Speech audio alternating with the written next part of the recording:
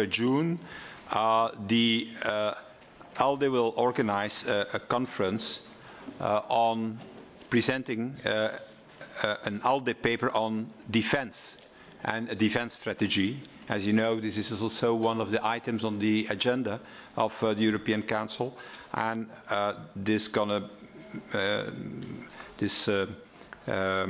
conference.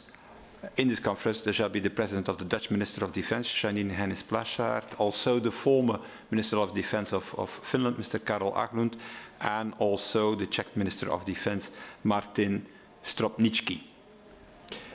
So that's for the 24th of June. Maybe before giving the floor to Marietje Schaake on TTIP, first of all, on Brexit and the statements of Cameron, I think that I already said here in this press room that we have to be very open towards the debate we're going to have with the British government. But I have to tell you that it's absolutely necessary that they agree between themselves. Otherwise, you cannot start even a negotiation.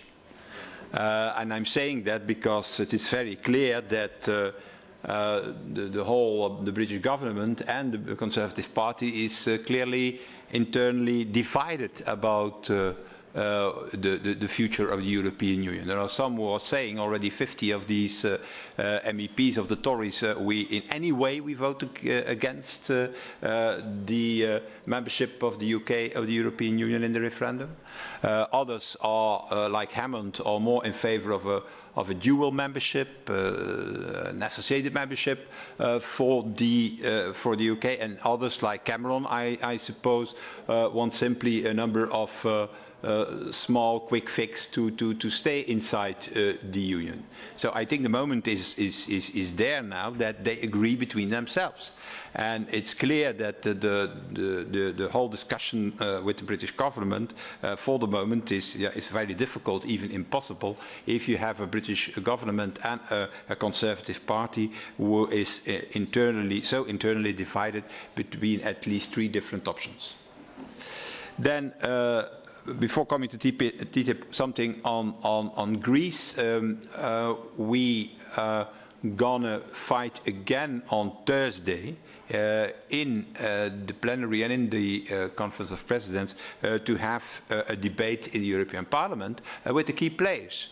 So it's now already weeks that they are telling us, yeah, we are very near to an agreement, so we cannot come to the Parliament. So, but that was already 3 weeks ago. What they are saying. So in the meanwhile, they could already come to the Parliament 3 times, I should say, to explain what is happening. And I think it's the task for a Parliament to scrutinize what is happening on the level of the executive bodies of the Union, what the Commission is doing, what the ECB is doing in this, and what the proposals of Greece are. So I think that we urgently need a debate in the European Parliament about Brexit. And then finally, TTIP. We have worked on a smart TTIP paper, so we call it, but I give immediately the floor to Marietje, who is leading the group in this matter. Thank you, President Verhofstadt. Thank you all for coming, and thank you for your time. Tomorrow we take an important vote on what has been a very intensive stock-taking exercise to which I believe nearly every member of this Parliament has contributed.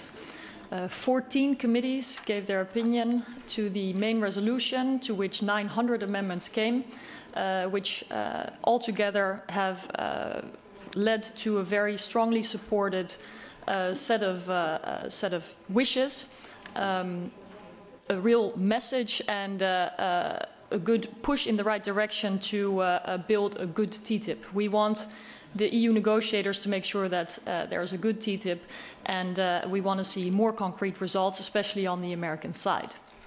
The context for these negotiations is, of course, that we want to strengthen cooperation between the EU and the US in the times when the world is changing very rapidly. And in fact, strengthening the rules-based system should help prevent a race to the bottom. And that is what we've been working on very intensively. In our group, our key priorities are formulated in a paper. We have clearly expressed what it is we want in a good TTIP and what we don't want. Very clear priority for the ALDE group, and we want this to be a European priority as well, is market access. The American market is still very protected, and we cannot envision a good TTIP without significant opening up of the US market, including in the transport sector.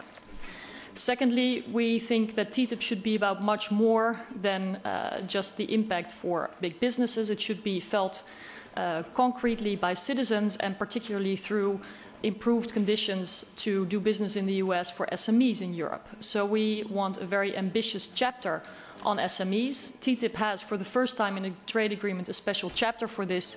In our paper, we spell out what this should lead to. And then we've heard a lot of concerns about the lowering of standards, questions about whether or not things like the chlorine chicken could come onto the European market. And so for our group, it is crystal clear that standards cannot be lowered, and we're glad to see that the Commission agrees with that. And also that there's been a joint statement by the US and the EU that public services are not a part of TTIP. And last but not least, nobody is happy about the existing investor-to-state dispute settlement mechanism. And so we have spelled out what drastic reforms and a new 21st century model for investment protection looks like. That's the fourth priority in our ALDE paper. I know that this is a short briefing on a very complex and comprehensive topic, but I'll be happy to answer questions if you have them. Thank you. Do you have questions?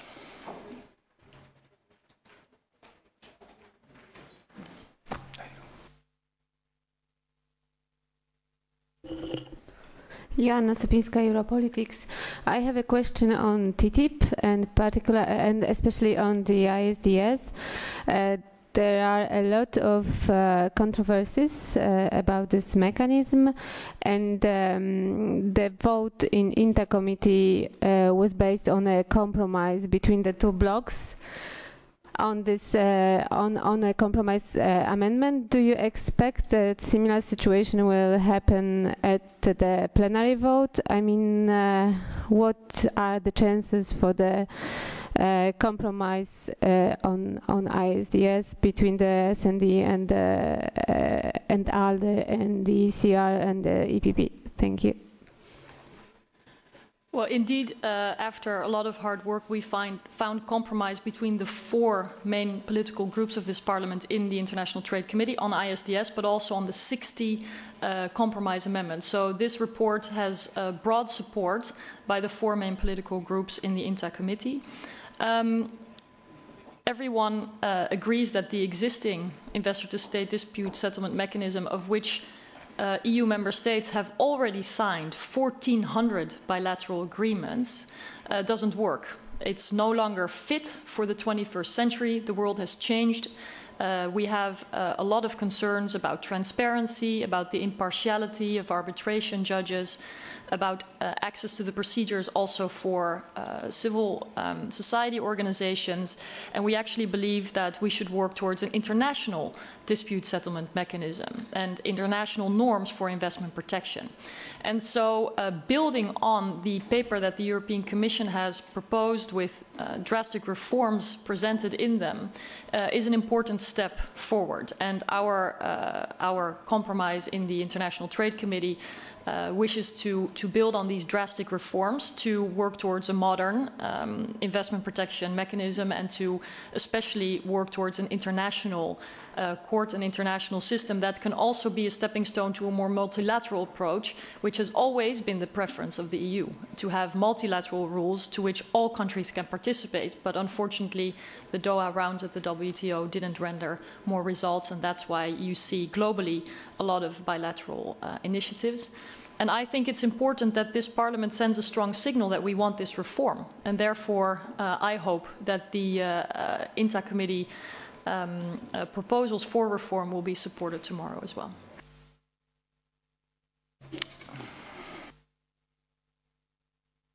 Jean-Sébastien Lefebvre, Contexte. Une question en français, s'il vous plaît. Si demain l'amendement... If the ISDS amendment suggested by the Socialists last week is adopted tomorrow, will you vote in favor of the final report? Well, to be honest, there are various opinions within the socialist group, so perhaps it's important to ask them what their group believes now, ultimately. What we know now is that their group has supported the compromise that was found after hard work on a number of issues in the Trade Committee, on 60 compromises, led by Socialist Chairman of the INTA Committee, Mr. Lange. And so I trust that he will stick to the word that he has done and that he will do his best to convince his group to do the same. I think you know, that's only logical. And if you have questions about the socialist point of view, I think it's better to ask them. They have a lively discussion about this issue, and we have had too in our group, and we agree that we need drastic reforms and a modern system of investment protection that is very different from the existing models. But to build towards that, you have to come with proposals on the table. And that's what we're doing now. We want to be constructive, work towards an international multilateral solution. And this stock-taking exercise, not only on investment protection, but across the board, has been very useful in spelling out in much more detail what this Parliament expects from a good TTIP.